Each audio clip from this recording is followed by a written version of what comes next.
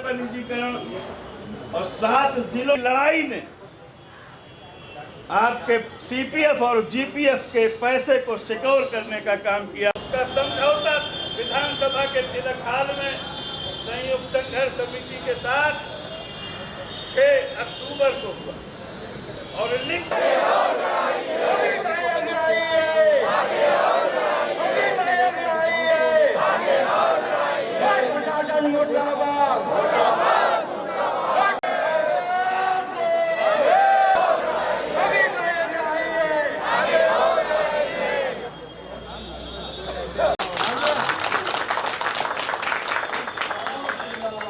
उसके बाद तीसरा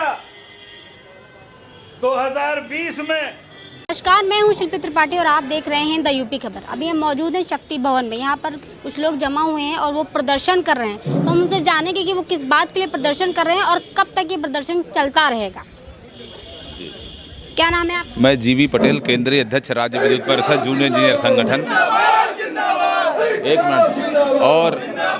और आज का ये कार्यक्रम बेसिकली जो आप देख रहे हैं, ये national coordination committee of electricity employees and engineers के तत्वावधान में पूरा देशव्यापी कार्यक्रम चल रहा है।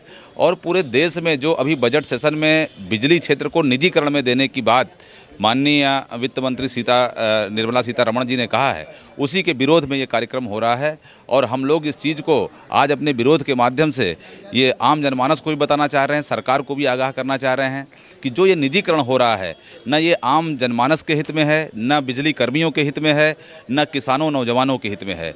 इसके लागू हो जाने से बिजली के निजीकरण लागू जहाँ जहाँ भी हुआ है, उन जगहों पर बिजली के दाम बेतहाशा बढ़े हैं और उपभोक्ताओं का शोषण हुआ है। इस शोषण को रोकने के लिए और ये बिल जो प्रस्तावित है, ये इस पर पुनर्विचार किया जाए, इसको रोका जाए। इसके लिए आज देशव्यापी कार्यक्रम चल रहा है, जिसके तहत लखनऊ में, उत्तर प्रदेश में हम यहाँ हैं। इसके अलावा समस्त जनपदों, तापी परियोजनाओं, हर जगह हमारा आज का ये कार्यक्रम चल रहा है। संघर्ष समिति के तत्वाधान में ये कार्यक्रम यहाँ चल रहा है। उसके घटक संघ के हमारे प्रभात सिंह जी हैं, जयप्रकाश जी हैं और लोग हैं। ये सारे लोग मिल करके ये कार्यक्रम हम लोग कर रहे हैं। ये जो प्रदर्शन जो ये चल रहा है, ये कब तक चलता रहेगा? ये प्रदर्शन आज राष्ट्रव्यापी प्रदर्शन आज केवल 1 दिन के लिए कार्य बहिष्कार किया गया है। लेकिन जिस तरह से अभी बजट सेशन में माननीय वित्त मंत्री जी ने ये घोषित की है कि पूरे देश के वितरण क्षेत्रों को निजी क्षेत्रों में डी लाइसेंसिंग व्यवस्था से बिना किसी रेगुलेटर कंट्रोल के सीधे उन्हें मनमाने तरीके से मूंगफली बेचने वाले से लेके अंगूर बेचने वालों को भी बिजली वितरण करने का एक जो उन्हें अधिकार देने जा रहे हैं, उसको लेके पूरे देश में यह कार्य बहिष्कार है। लेकिन हमारी ये डिमांड है, इलेक्ट्रिसिटी अमेंडमेंट बिल 2021 को शीघ्र इसे विड्रॉन किया जाए। अन्यथा की दशा में अनिश्चितकालीन किसी भी दशा में किसी भी समय पूरे देश में इसकी घोषणा की जा सकेगी।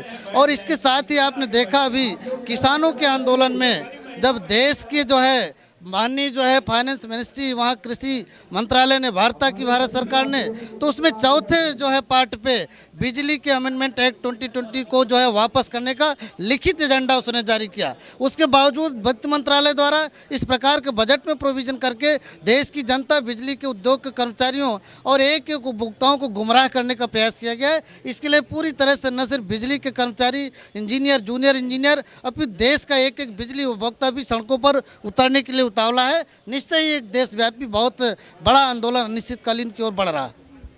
ये बताइए कि अगर सरकार ने आपकी मांगे नहीं मानी, तो अगर सरकार आपकी मांगे नहीं मानती तब क्या करेंगे आप? देखिए मैडम, ये प्रथम चरण है हमारा। द्वितीय चरण की रणनीति हम लोग बना रहे हैं लगातार, जिसमें हमारा जो संयोजक जी हैं उनका ये मंतव्य है कि सबसे पहले हमें सारे एमपीज़ को जागरूक करना चाहिए। पार्लियामेंट सेशन ख़त्म होगा, सारे एमपीज़ अपने अपने क्षेत्रों में लौटेंगे, तो हमारे लोग इंडिविजुअली सबसे मिलकर इन सारे जो प्रस्ताव हैं इलेक्ट्रिसिटी अमेंडमेंट बिल 2021 में, उनके बारे में विस्तृत जानकारी सारे एमपीज़ को देंगे और ये बताएंगे कि ये किसी भी हित में, ना पब्लिक के हित में है, ना जनमानस के हित में, ना प्रदेश के हित में है। तो इसको किसी भी हालत में पास नहीं होना चाहिए, इसको रद्द करना चाहिए। इसी तरीके से जो स्टैंडर्ड बिल्डिंग डॉक्यूमेंट आया है, जिसमें ये प्रावधान है कि आप अरबों खरबों रुपए की संपत्ति किसी भी प्राइवेट आदमी को 1 रुपये में दे सकते हैं, उस स्टैंडर्ड बिल्डिंग डॉक्यूमेंट को भी तत्काल जो है रद्द करने की आवश्यकता है। और इसी प्रकार के जो भी प्राइवेटाइजेशन की प्रक्रिया पूरे देश में चल रही हैं, चाहे वो चंडीगढ़ की हो, चाहे वो पुडुचेरी की हो, ये सारी प्राइवेटाइजेशन की जो भी प्रक्रिया चल रही है, इनको तत्काल रोका जाए। दोनों ही क्षेत्र ऐसे हैं जहाँ पर लाइन हानियाँ सिंगल डिजिट में हैं। जहां मुनाफे का सारा काम हो रहा है, उसके बावजूद वहाँ निजीकरण की प्रक्रिया को इतना बल दिया जा रहा है। अनावश्यक रूप से टेंडर पब्लिश कर दिए गए हैं, वहाँ के लोग लगातार आंदोलन में हैं, उसके बावजूद उनकी बात नहीं सुनी जा रही है। हाई कोर्ट ने स्टे लगाया तो फर्दर उसको सुप्रीम कोर्ट से वैकेट करा लिया गया गवर्नमेंट के द्वारा। तो कहाँ से ये जनमानस के हित में, ये तो कॉर्पोरेट घरानों को लाभ देने के लिए ये सब किया जा रहा है। इसी तरीके से जो हमारे संविदा के मजदूर दिन रात काम करते हैं उनको नियमित किया जाए। तेलंगाना सरकार ने इसको आगे बढ़कर स्टेप लिया और उन्होंने अपने सारे संविदा कर्मचारियों को जो नियमित करने का काम किया। इसी प्रकार से जो जितने युवा जो है इस विभाग में नौकरी कर रहे हैं या सरकारी विभागों में नौकरी कर रहे हैं, उन सबकी ये मांग है कि 2000 के बाद जो पुरानी पेंशन की व्यवस्था खत्म की गई उसको पुनः लागू किया जाए। अन्यथा की स्थिति में ये युवा किसी भी हाल में चुप नहीं बैठने वाला है, ये उसकी प्राइमरी मांग है। कोई पेंशन जो है हमारा अधिकार है, हम किसी से भीख नहीं मांग रहे हैं। तो अगर ये सब चीज़ें नहीं होंगी, आंदोलन और तीव्र होगा। सरकार को निश्चित तौर पर हमारी मांगें सुननी पड़ेंगी और आप लोग जब तक मीडिया के माध्यम से बात कन्वे होगी तो निश्चित तौर पर हमारी बात सुनी जाएगी। धन्यवाद। तो जैसा कि आपने देखा कि यहाँ पर जो प्रदर्शन चल रहा था उसको लेकर के यहाँ के लोगों ने बता दिया है कि जब तक सरकार हमारी मांगे नहीं मानती है तब तक हम प्रदर्शन जारी रखेंगे। और ऐसे ही और मुद्दों पर बात करने के लिए बने रहिए हमारे साथ और देखते रहिए द यूपी खबर।